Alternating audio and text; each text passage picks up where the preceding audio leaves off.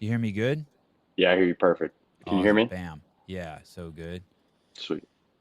Hey, we like this morning we like, oh shit, why did I agree to the podcast this morning?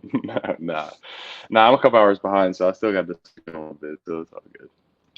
Are you in your hotel room, Tyson? Yeah, we flew back right after the game, and so we got back to Chicago at around midnight. Wow. Wow. And that would be typical. That's like just the way the whole season will work. Whenever the team's done, you guys don't stay the night in the I think city. so. Yeah, I think so. I think so. And then and you don't go back to your house, you stay with the team? What do you mean? Like so like the season start. I guess that's how dumb that question is. So the season started. Like Hmm. you now wherever you are right now. Is this where you live? Are you in a No, no, hotel or no? I'm still just living in a hotel. So the fine, all the cuts and stuff are made next week. So people don't usually get us a place until after they figure out that they're not getting cut. Okay, you don't want to get Yeah, too carried away. yeah, exactly. Hey, good morning, Caleb. Tyson Bagent, the NC. This is off the ESPN website. Tyson Bagent, the NCAA's all-time passing touchdown leader from Division II Shepherd University, looked sharp against the Colts by orchestrating a 17-play, 92-yard touchdown drive, which he capped off with a 2-yard run into the end zone. Dude, that was nuts. Yeah, it was. I mean, yeah, it was. I was like during the whole drive, I'm like looking around, like, holy shit, is this really happening? Like, this is insane. Like the stadium itself is pretty insane. Like, it's a dome. Like, and I've never played in a dome before, and it was the same place that the combine was at, but still, just seeing all those people in there, and I knew I had a lot of family there too, which was pretty cool. But yeah, that whole thing was pretty amazing.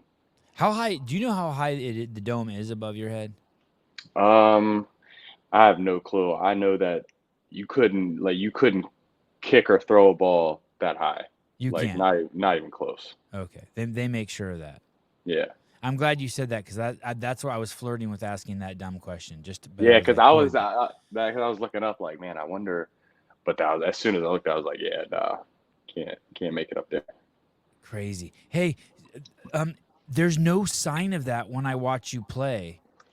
Of you being in disbelief the whole time. You look so comfortable out there. Like even like your gestures you're doing with your hands, the way your feet move, even Hmm. when the plays are done and you're going back to the huddle, like everything.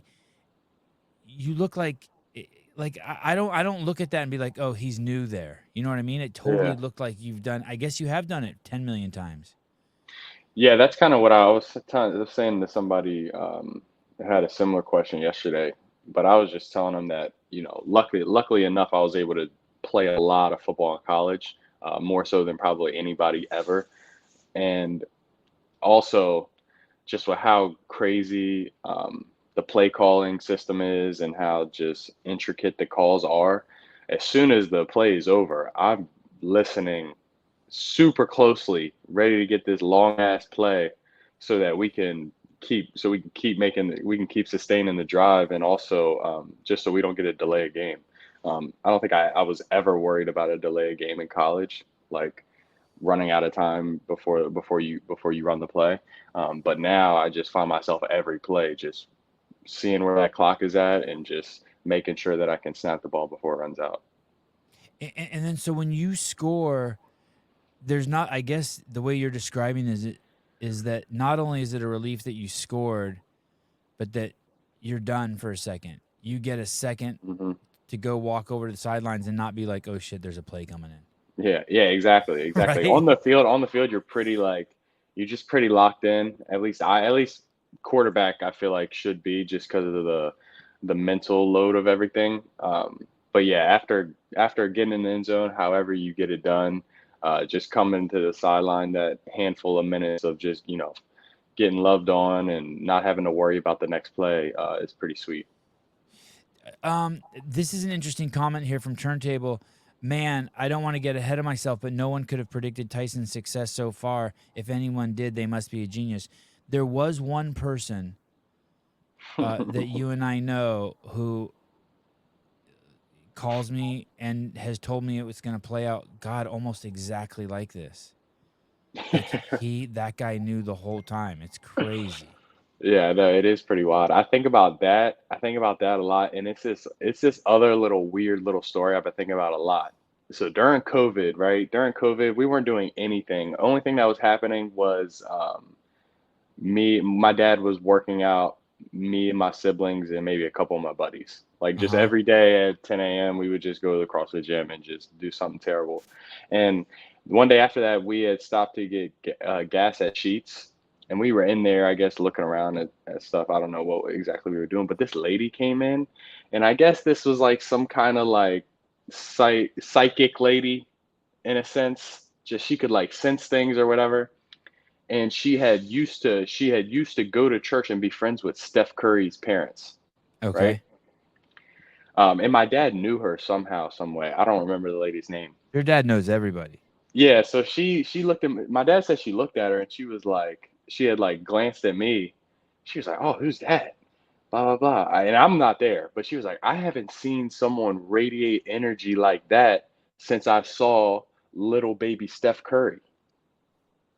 That's crazy. And So that shit, and that whenever stuck when she said that. That stuck. it's just something that I think about whenever some crazy shit happens in my life. I'm like, Right. damn, Yeah. maybe this lady actually, does know some stuff. And so that's just one of the things I was thinking about last night. Just after the big drive and phones blowing up, family and friends hit me up. I'm like, man, who would have ever really thought that this would be happening, except for maybe my dad and that lady from Sheets. That's Yeah. crazy. Hey, I want to be really delicate. I don't want to lead you down any questioning that at any point just say stop. But I got like questions. Oh So yeah, I got you. Yeah, you're but you good. just give me the Heisman if it gets weird. Okay, here's the question. If they didn't want you on the team, so they have 4 quarterbacks, right? Hmm. And what I'm learning about football as I immerse myself in it is the conventional wisdom is they take 3. At Hmm. some point there'll only be 3. I'm assuming that if they didn't even want you, that they wouldn't be playing you. I mean, they're giving you all this play time, right?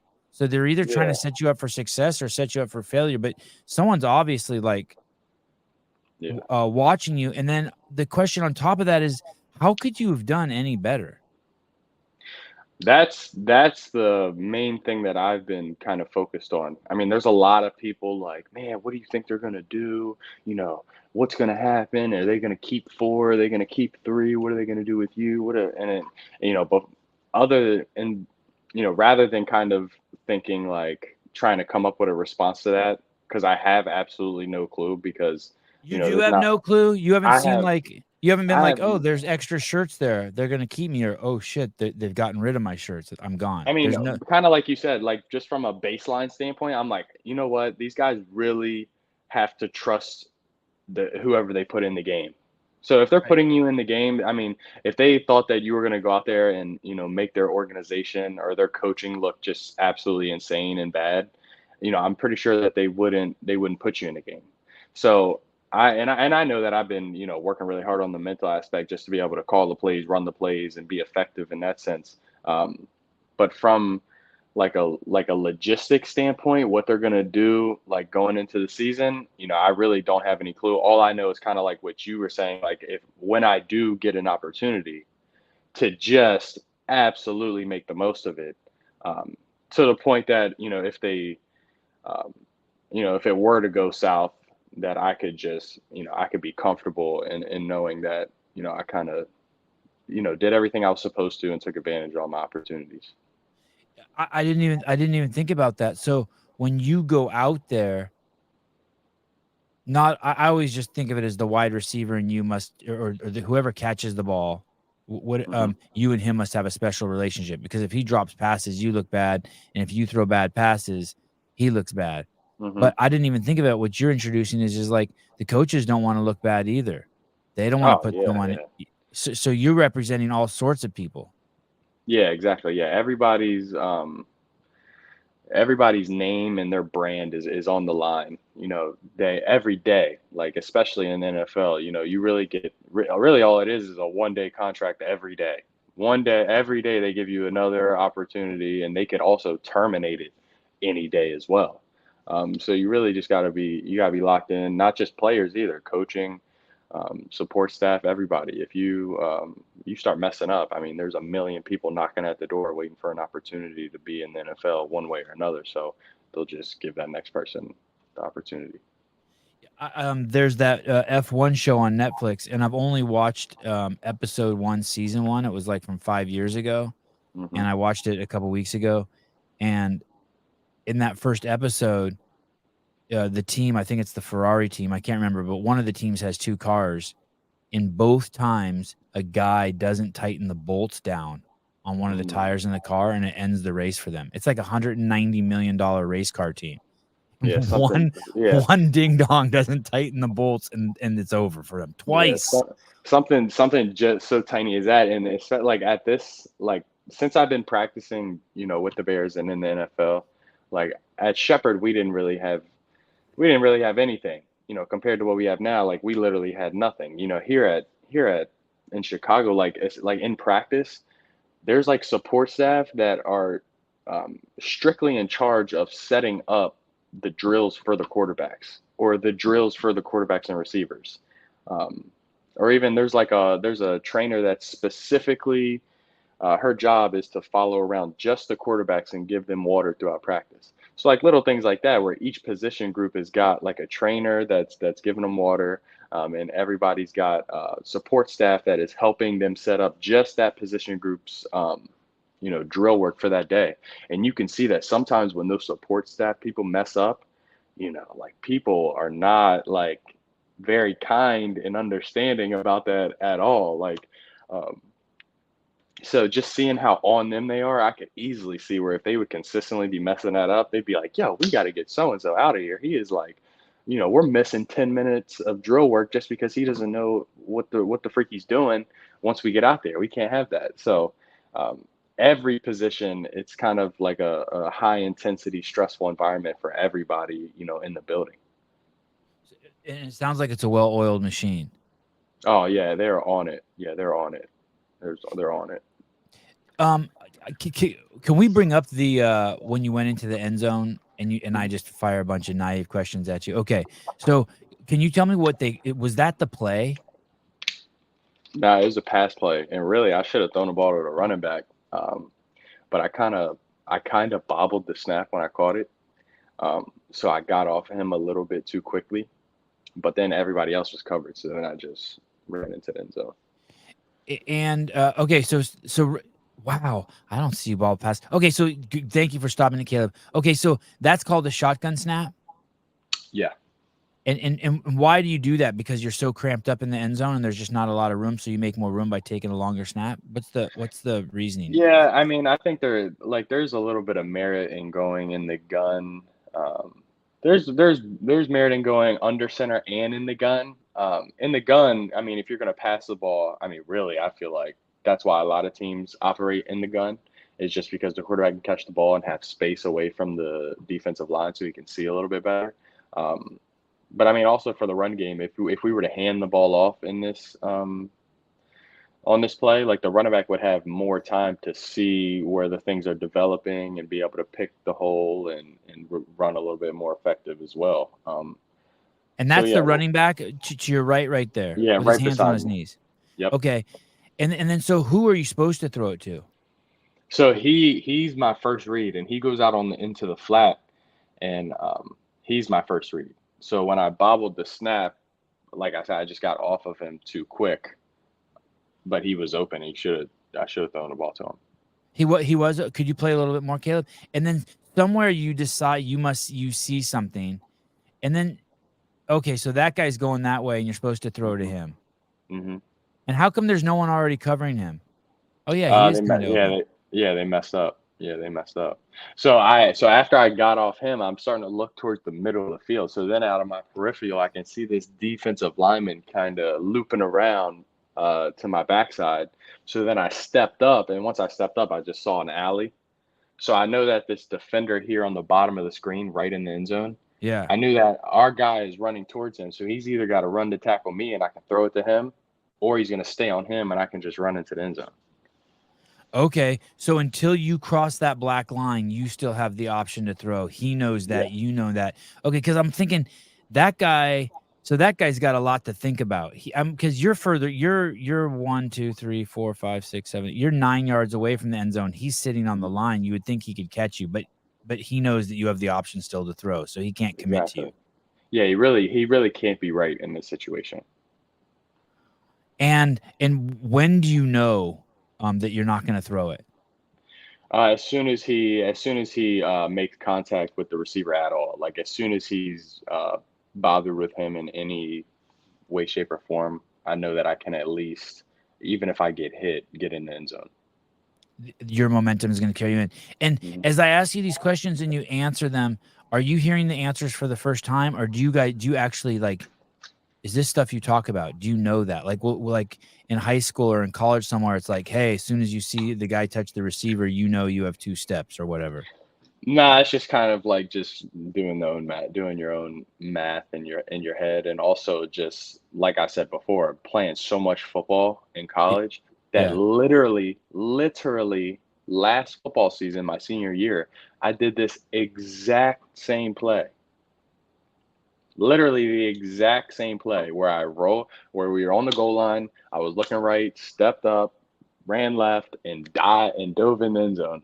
So just kind of repetition being the mother of all learners, and um, just understanding the game and how things flow. It's crazy. Yeah. And when I hear you talk, it sounds that there's also a ton of pattern recognition. You're a pattern guy. Yeah, that's exactly what it is. That's a lot of really what it is. I feel like that's really how I have any successes. Not any success, but a lot of my success comes from just pattern recognition, just understanding, um, what somebody has to do if they're in a certain spot. How many of those guys out there are like seriously vying for a job like you? Like, are there any guys out there where they're pretty much they're going to play next year for sure, 100%? Yeah, a lot of those guys, because I went in second yesterday, so those are like the second string guys. So a lot of those guys are, have played years in the league and are pretty good. The running back's a rookie, and he's doing really well. He's a rookie like me though, from the University of Texas. But yeah, everybody else in there has been in the league for at least a couple of years. And so the other rookies want the ball so that they can showcase their talents too, right? They're like he's chomping at the bit to get his hands on it. Yeah, I think everybody I think everybody's looking to do good, especially get the ball in the preseason. And then after you go into the end zone, are you just on autopilot? Is that just like you throw the ball on the ground, the team comes over, everyone's like loving on you? Is that just surreal right here like this? Yeah, the celebrating part, yeah, that especially like when the guys come up and they're dapping you up and everything, that's kind of just unspoken rule. Like that's gonna happen. So I always love that. But then I was like, man, now you're in the NFL, you don't get penalized for celebrating. I'm about to just spike the ball real quick. So then I did it. I did it. You do get in trouble in college if you do that? Let off Yeah, a little steam? college, you're not allowed to excessively celebrate. Like you're not allowed to have like a celebration. Like you can love on your teammates like that, but you can't like dance or spike the ball or, do anything crazy. Wow, look at one guy. Did you see all that hair that one guy had coming out of his helmet? That can't be good. Go back a little bit. Look at that guy on the Yeah, right. Oh, I know. Yeah, I know that guy. That guy. I think that looks cool.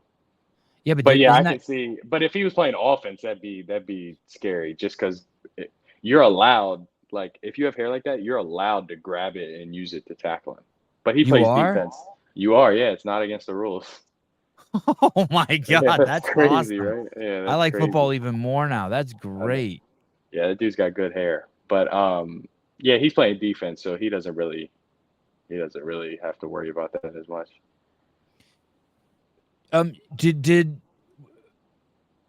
Did the game go as planned? Even meaning how much you got to play? Like before the game started, were you like, okay, I want to play this much, and when I do play, I want to perform like this? Did it go as planned, or as you would like?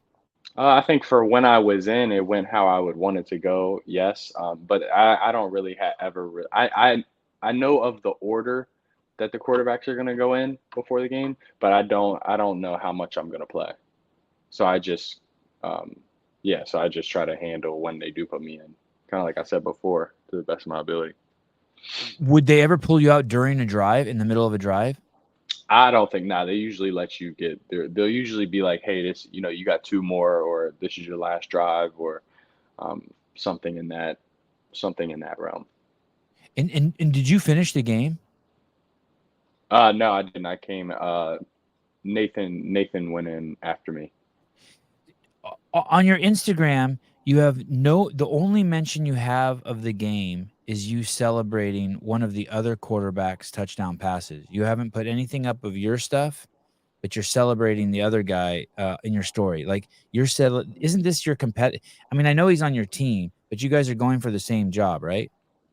Yeah, technically, yes. So why put up his amazing pass and not? I mean, you had a ton of amazing things that happened yesterday. Yeah, I thought I was everything I was seeing on my Instagram for the time I was on there was that. So I saw that video a lot of times.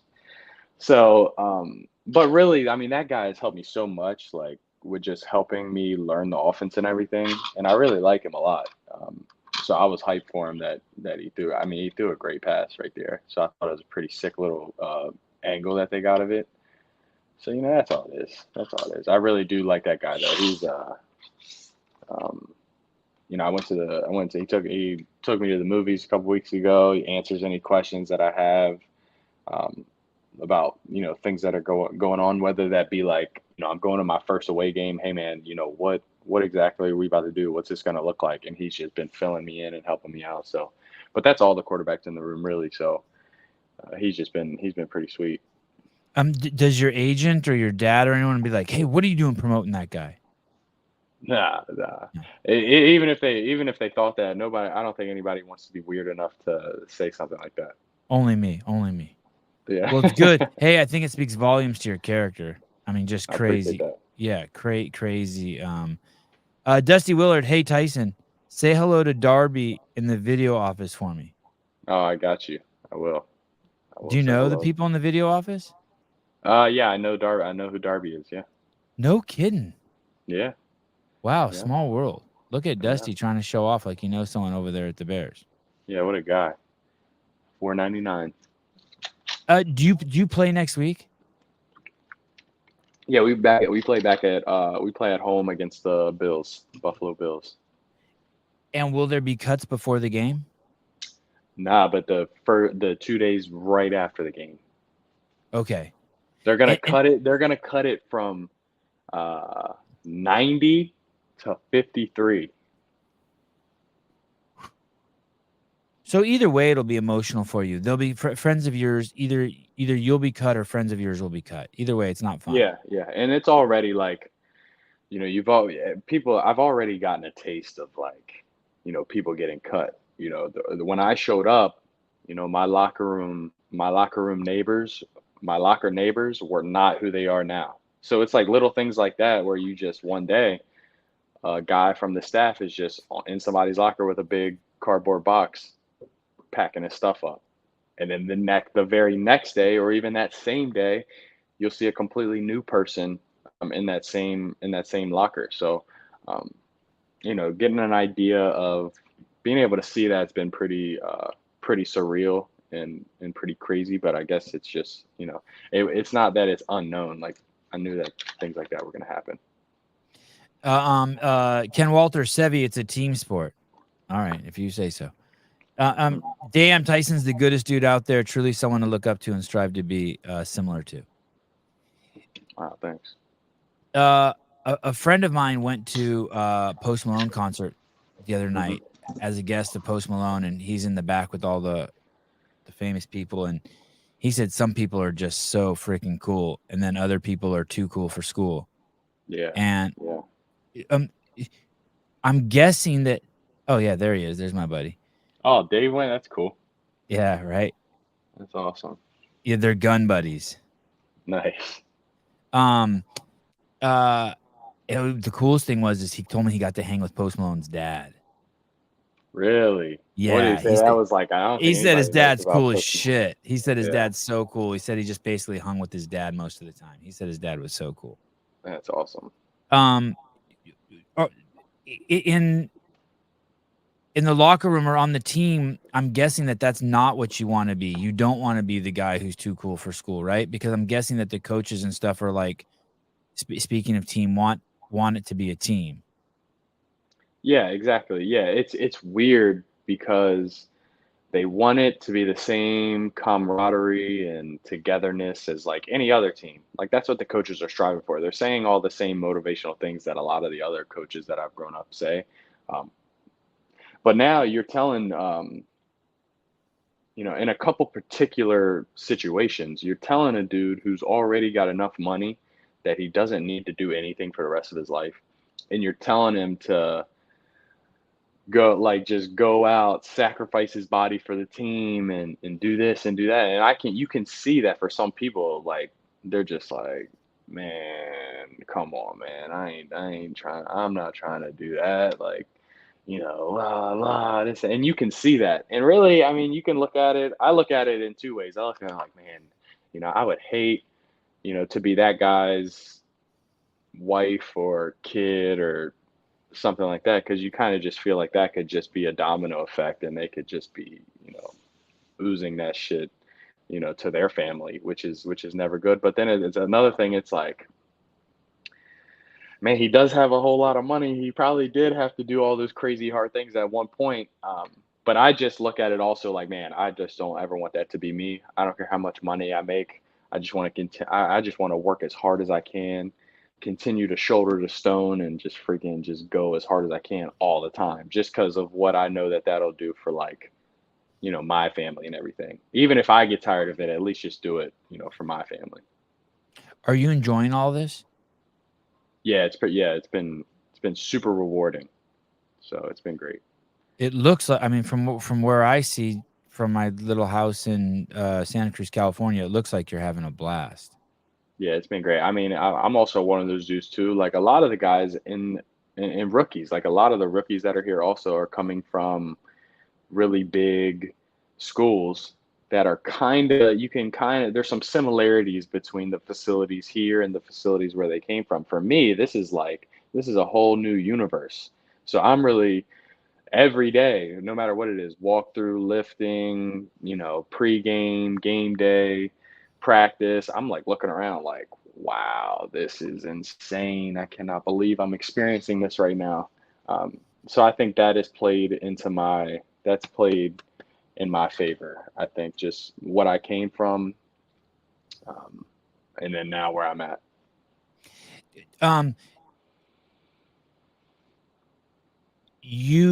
This is no, and correct me if I'm wrong, but this the story that I've learned in the last year, talking to you and your dad. This is no surprise to you. This is a surprise to a lot of other people, but you have surrounded yourself with people who believe in you, and you believe in yourself like no other. Like, it's not like, to the outside, might be like some Cinderella story. Some D2 guy comes on and he's made it through the first two games really, really well.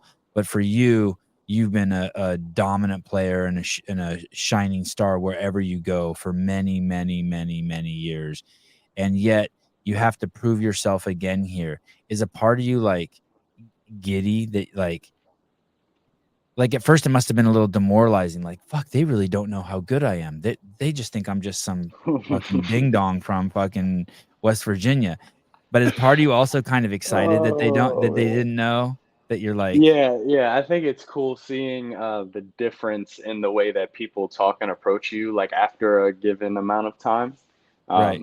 Because I could see that during like training camp practices, I would do something good, and it's like people will come up to me like, "Hey, man, dude, good job." Like kind of how I would look at my little sister if somehow she was able to actually hit the softball in the game. Like, holy shit, you did it! Like, good job. Yeah. And so in my head, I'll be like, yeah, all right, thanks, buddy. Like, thanks for holding my hand through this, or feeling like you need to at least. But really, yeah, I kind of like it. I do kind of like it, and I don't know. I just feel like I've just had a different mindset about this whole like football thing, to where it's really kind of always been a big thing of what I do. And when I'm not doing it, I'm really thinking about it, like really in depth and in different ways, and kind of in weird ways, just how I could do something different. And I think that's also helped me too, because I think when a lot of people leave like practice or a game, that they just shut it off, and they worry about other things, in their life, which I worry about those things too. But always in the back of my mind, I'm like, thinking about maybe a certain play where I should have did something different, and like the one wide view of the play you just showed me on the touchdown. Yeah. Right, the touchdown was great, but all I can think about is the fact that I should have thrown it to the running back. Oh, interesting. So just little things like that's how I'm thinking about it. Obviously, super grateful that I was able to get in the end zone and score my first NFL touchdown. But in the same token, I'm just like, my coaching point. If I'm listening to coaching and I'm following my rules, the ball would be in Roshan's hand, and he would be the one in the end zone. So just Do little you things get like talked that. to at Just all about that, by the way?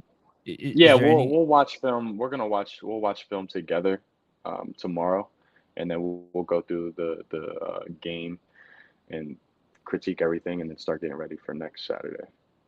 Your dad is really like that too. That you're describing your dad.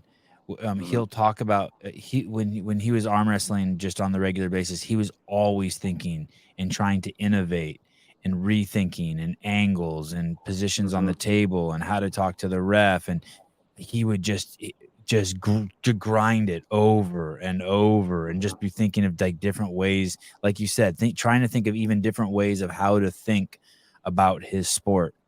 Yeah, yeah, And and I when I think when I also even him just in the car or in the living room, like always having a dumbbell in the living room, or always having a towel in the car, just he's just squeezing it, just little things like that, where you just like, you've always, you've set yourself up to where that you can always kind of hone in on your craft, not in like a super taxing way even, but just in just the little wins where you can start to separate yourself from people over time. turntable, in one of the post game interviews, Tyson, you said something like the offensive coordination is designed to favor not failing over big plays, and that made you feel comfortable. Can you elaborate? Yeah, so I mean, basically every single play I get, there's a check to another play on it. So really, you're getting two plays, and if they give you a certain look or a certain defense, then you would change it to the next play. Um, so really, the offense is set up to where you really aren't. It's designed to not have any failing plays. Like, because in college, you get a play, that's the play you're running. If they come up and they show the worst defense possible, unless you're a quarterback like I was, thankfully, in my last couple of years, that's been in the offense for a million years and knows all the ins and outs of it, and you can just change the play on your own.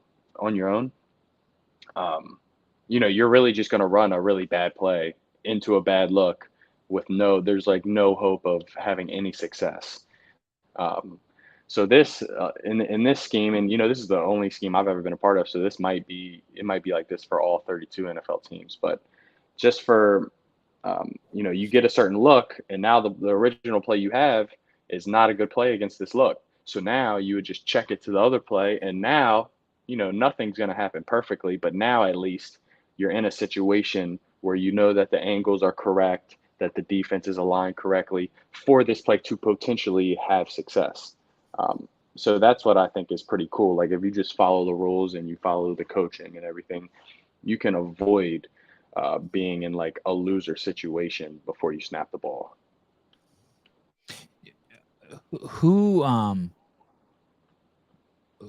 when the game's over and you want to talk to someone, who do you call? Who do you talk to? Yeah, usually somebody in my way. Nobody in particular. Obviously, my dad is super into the whole football thing, so it's usually him. But somebody in my mom or dad, probably my mom, dad, or Ezra. Really? No one like if you like, there's stuff you want to share, funny stuff like, dude, right when I went out there, I went to tie my shoes and my shoelace broke off. Oh my god! And you should have seen the snot rocket that came out of my nose when I took the snap and landed on the ball. And as I threw the ball, the guy caught it. All I could think of was I had a snot rocket on it. Like, there's stuff I'm sure, Yeah. like stuff you want to share. That's your dad and your little Nah, brother I and mean your probably mom, not. Nah, probably not that. Probably maybe my little brother. But I got right? so I've got like five really good buddies, and I talked to all five of them after the game On a yesterday. conference call, like on a group call, or Nah, just it one at a was one time? at a time. It was one at a Oh my time. But God, you're a good friend. Holy shit. yeah, that would have been cool. The conference call would have been cool. But yeah, I kind of had one of those. My head coach from college, his son was my roommate in college and played fullback for us, and he's became one of my really good friends. And he actually helped me learn the play. He helped me with the playbook while I was home on break. So he was one of the guys that I was talking to because it was just one of those texts where we knew how crazy this whole situation was going to be, and he has kind of a better idea than most people just because he helped me kind of learn the playbook and stuff. And he just texted me. He was just like, "Dude, are you serious?" And I Just sent him because the you did so good, like he can't even believe how yeah. good you He was did. like, Yeah. "Dude, are you serious right now?" And I sent him what's it called? Is it a GIF? You know what that is? Yeah, A like GIF, the a GIF. animation, Yeah, like yeah, yeah. So yeah, yeah, I sent him the one, the "Are you not entertained" one. yeah. Like, and then he replied back. He was like, what did he say? We played this terrible team in college. They were like the worst team in our conference, Lock Haven University in Pennsylvania. And he was like, "Why did you drive down the field like the Indianapolis Colts were Lock Haven?" Yeah, that one. Oh, That's the one I sent to him. That's the one I sent to him. And then so I called him and we laughed about it. But yeah, so yeah, they're my five buddies I talked to. We all talked about dumb stuff like that. So that was cool. uh, Jeremy, as a cheesehead, is that's the Green Bay team? Yeah. What's the Hmm. team? Yeah, okay. As a cheesehead, I struggle at first to cheer for Tyson, but damn, he's a good dude. Hope you make it, my man. Appreciate it. Thank you. Carlos Mejias, ask him if he's done any CrossFit WOD at the facilities or has he shared any of his CrossFit training with his teammates? Good question, Carlos. No, not yet. Our schedule has been like absolutely brutal since I've been here. But I have been counting down the days to when training camp does end, and I can kind of start getting back into my own little, in my own groove, in a from a functional movement standpoint. Because we do work out, but really it's just not the same as what I'm kind of used to. Um, so I am ready to get back into it, but I have been on the Slack box a lot. That's kind of one thing that I've kept consistent. Um, The they gym, actually have the yeah, they have gym, Slack boxes in the facility. So the Chicago Bears have those. yeah, I know, right? And that's funny. Look, so I see them. They're like hidden in the corner. One day I'm walking by and I see them. I'm like, because I had brought mine from home and I'd just been using it in my hotel room. But I saw them in the corner. So I go up and make sure it is what it is, and I see them. They had a bunch of different sizes, and I go up to the strength and conditioning because I'm like, man, how do y'all know about Slack boxes? Like that's crazy. Yeah. And he was like, what is it? Slack? I'm like, yeah, the Slack box that you have in the court. He had no clue. They just kind of like just had them, I guess. Like he had no clue.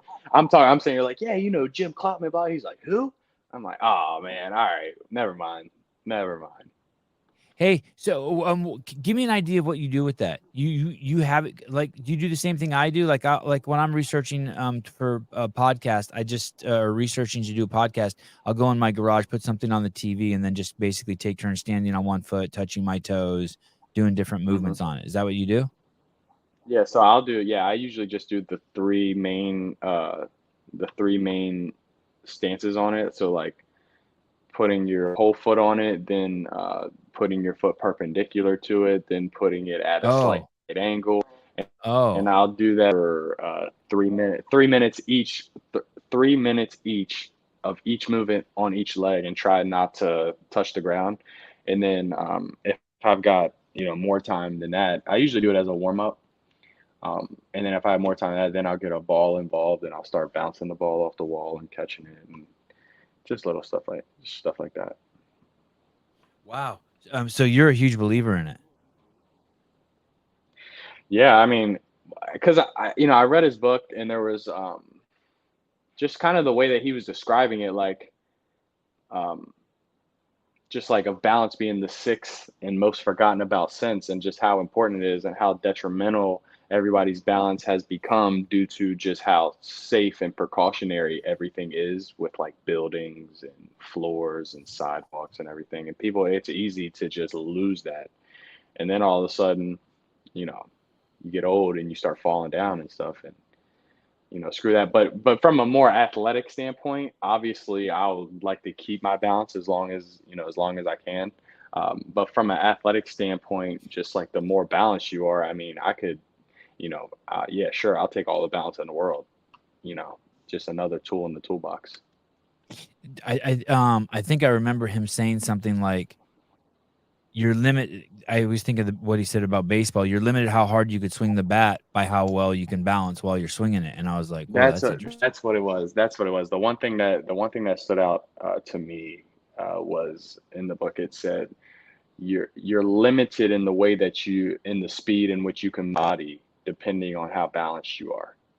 And I was thinking, and the first thing that clicked in my head is there was this freaking super stud athlete when I was in high school, that was like so quick and could change direction so fast to the point that it didn't even really make sense. And just like thinking of that, I'm like, oh, he's able to do that strictly because his center of balance is off the chain. Like that's all. That'd be the only other difference between him and another quick fast dude who cannot make these plays.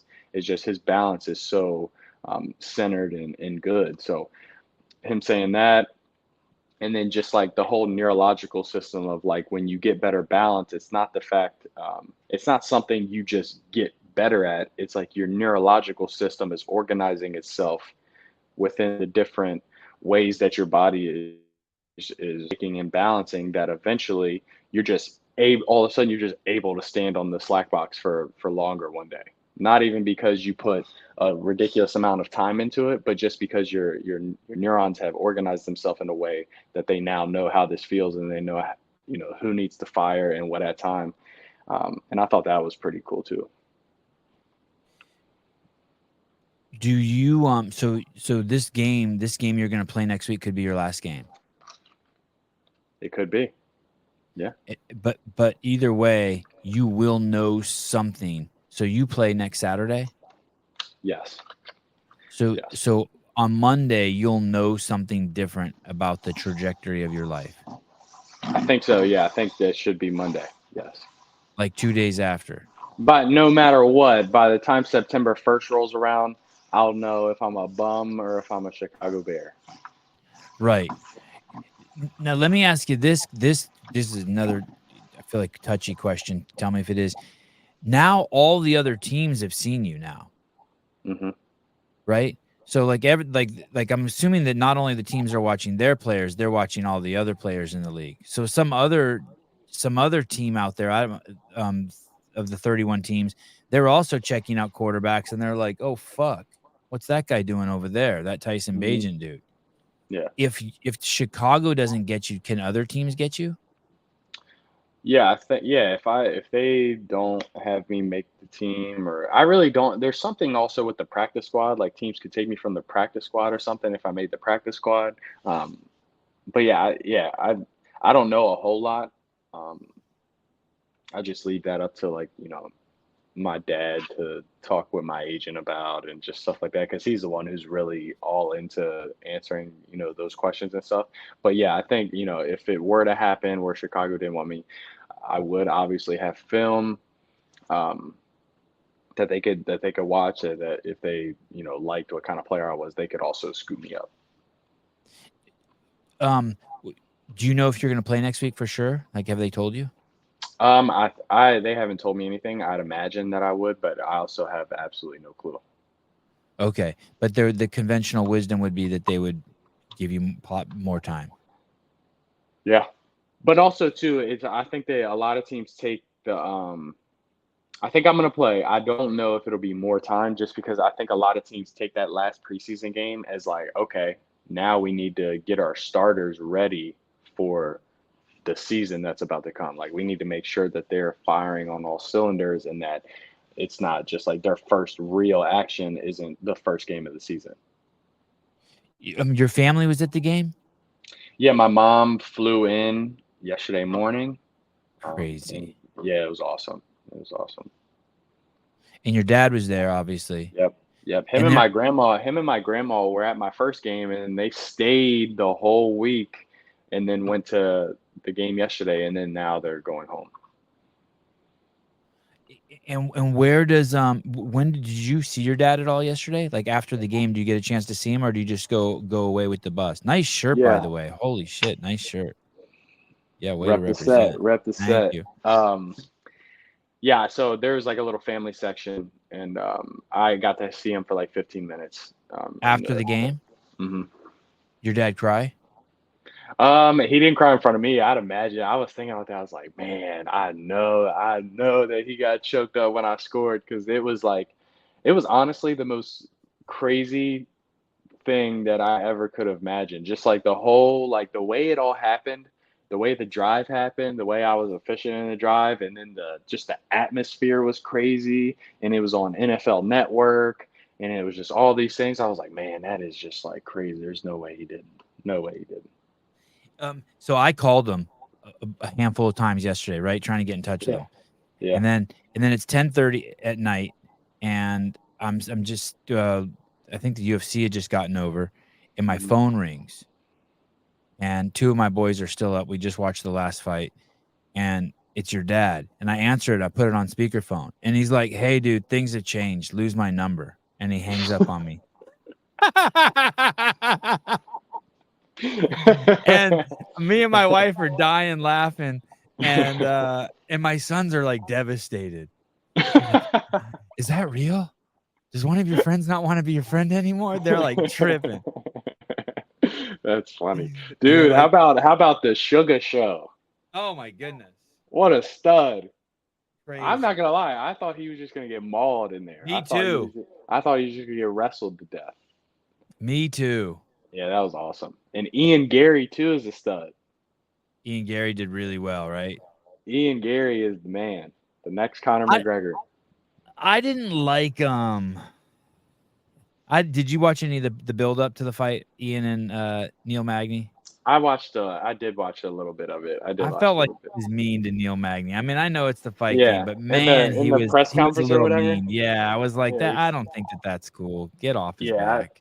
Yeah, it's almost like he's trying to just hone in that Conor McGregor mantra energy thing. Maybe a little too much, but I mean, if he keeps handling dudes like he is, I guess it doesn't matter. I don't know.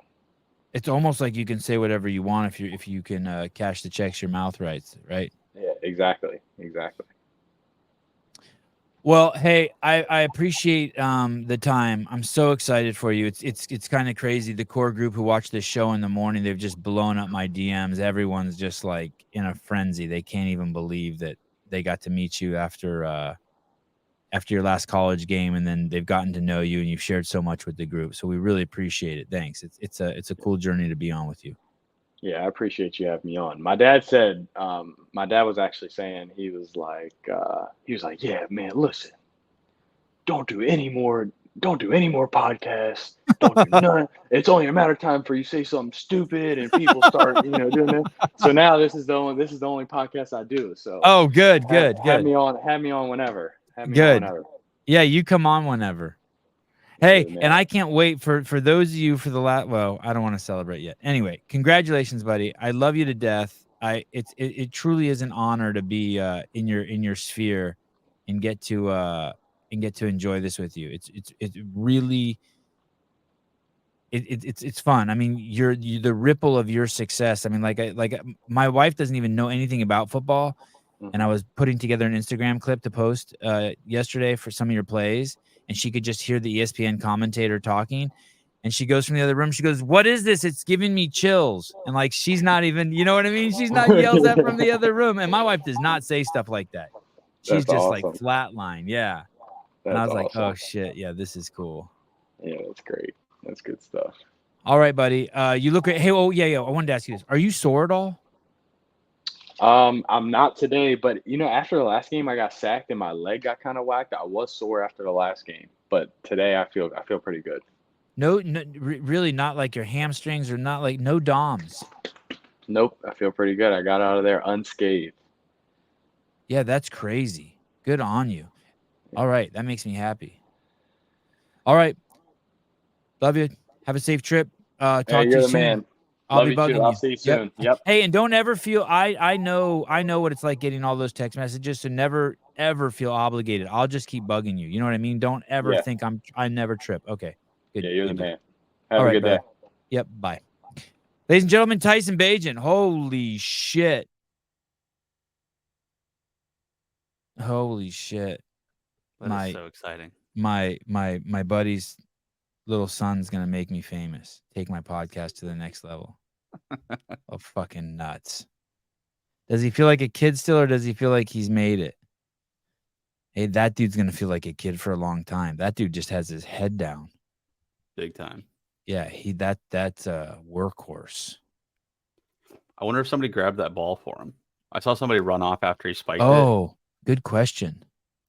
I like at the end of the video, you can see a guy like literally with his hands out, like running out to catch it after he spiked it. So Yeah. I'm hoping somebody grabbed that and gave it to him.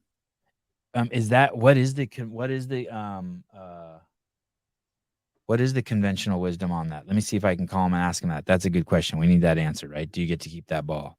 Usually, like a first or something, or like a milestone later down the road, they'll get the ball for you. Or like maybe you don't want to be a dick and ask, even though you really want it. Yeah, right.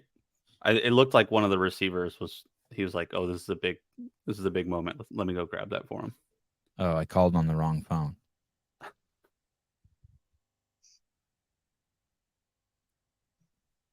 Yo. Hey, sorry. One quick question. Did you get to keep the ball? Yeah, so after I spiked it, you can see that there's a receiver that runs and gets it. And so, yeah, I think it'll be at the facility for me tomorrow when I walk in. Yeah, boy. All right. Awesome. Thanks, dude. Bye. Oh, that's cool. That's so dope. Yeah, I saw a guy running after it. Let me go see if I can find it real quick. Hey, that's just some dude like quick on his feet who does that? Yeah, absolutely. Like that's just conventional football wisdom. Like one of his homeboys is like, "Oh, Tyson's gonna want that." Yeah. So it's the guy to the left here. He spikes it, and then he just chases off camera. Oh, what a cool dude! Number 83. Number 83. They call him the Labrador. Look at him. It's like the ball gets thrown and he's got to go. Yeah, that's awesome. Yeah, that's dope. Dang. That's probably good advice.